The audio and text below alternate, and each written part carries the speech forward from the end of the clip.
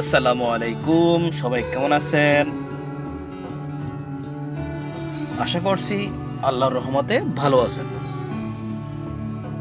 আজকের ভিডিওর টপিকটা হচ্ছে আমরা জাহাজে কিভাবে মাল আনলোড করি, কিভাবে জাহাজ খালি করা হয়, সেই সম্পূর্ণ প্রসেসটা আপনাদেরকে দেখাবো।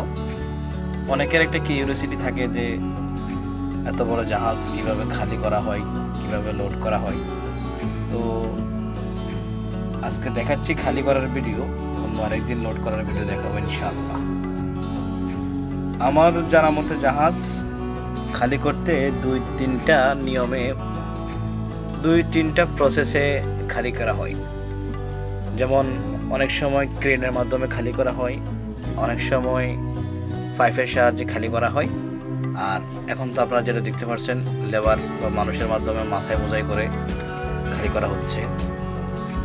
লেবাররা জাহাজ থেকে মাল মাথায় বোঝাই করে নিয়ে এসে সিঁড়ি দিয়ে উঠে তারপরে গাড়িতে এসে লোড দেয়, এবং গাড়ি সেখান থেকে লোড নিয়ে অনেক সময় বিভিন্ন ডিস্ট্রিক্টে নিয়ে যায়, আবার অনেক সময় ইনফোর্টাররা তাদের গোডাউনে এই মালগুলোকে গুদামজাত করে। আর এভাবে আমরা আমাদের জাহাজ আনলোড করে থাকি। ধন্যবাদ।